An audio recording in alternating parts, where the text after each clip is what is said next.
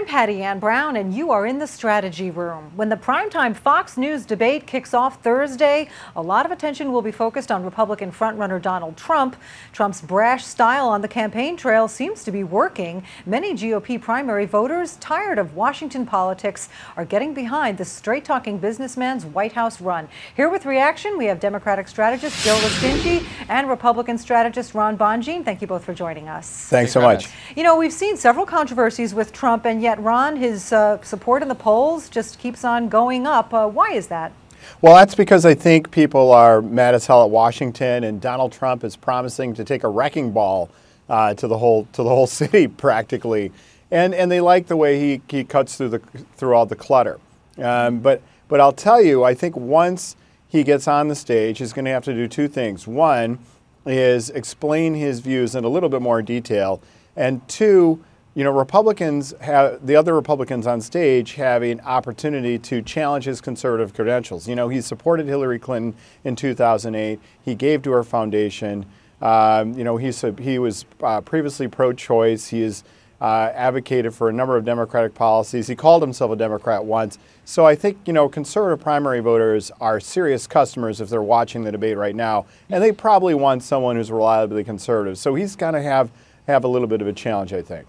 So only the top 10 Republicans in a combination of the latest polls qualified for tomorrow's primetime debate. The other 7 will be in an earlier debate at 5 p.m. here on Fox News. But Joe, out of those top 10, it's a crowded field. You know, we saw a candidates forum earlier this week. One of the most difficult challenges was that each candidate got very little time to speak. How can these candidates distinguish themselves and make an impact? There's only 10, but that's still a lot. Yeah, I don't actually think they can tonight or tomorrow night. I don't think it's going to be a groundbreaking revelation for any of them to really break through.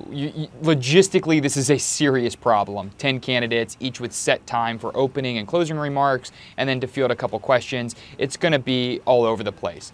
What the problem that someone like Donald Trump runs into, though, is with these debates, you can only lose votes. You're not going to really gain any votes in this first debate. So when we look at the post-debate spin, and Ron's right, I mean, his credentials are going to come up. The way to get at this debate strategically, if you're one of the other 9, is to get Trump to start losing numbers, not necessarily focus on yourself gaining numbers. And that's an important move strategically that the other 9 candidates will have to play out. You know, it's interesting, Ron, because I've read that some of these candidates are going to employ the opposite strategy, that they're expecting Trump to maybe go out for personal attacks, and that instead of taking him on, they're just going to talk about their own ideas and their own credentials. Is that the right strategy, or should they hit back? Well, it makes sense for other top-tier candidates like Jeb Bush and Scott Walker, maybe a Marco Rubio, to not attack Trump and to actually act presidential, because there are others who are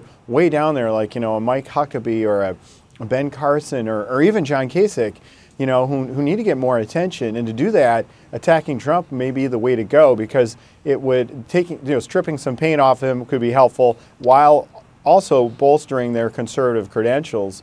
So that would be a good strategy, I think, of their part.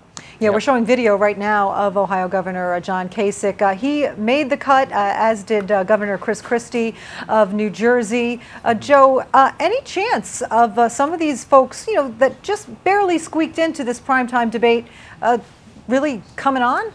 Well, yeah, and I think it was a big boon for both of them to be on this table and not at the so-called kids table, right? The other debate. And since they're up there, they will immediately be seen as one of the top 10 contenders. That comes with just standing on that stage and the polls that back it up. And then coming out of the debate is when they will start making their moves. I think that Ron brought up a good point when we were talking about what the strategy might be, but there is a very presidential play here, which is this debate is not going to win the campaign. The debate goal for these guys is to make it to that last debate that only has 4 candidates on the stage. And when you get to that point, that's when you can go on the offensive. Right now, for the 10 that are up there, looking presidential and looking credible is extremely important for them, because that's what voters in Iowa and New Hampshire want to see when we start breaking this down. Because by the time we get through New Hampshire, this field will be cut in half, because money will dry up, support will dry up, and they will eventually whittle it down. All right, we will see what happens Thursday night primetime right here on Fox News. News. Joe Lestingi,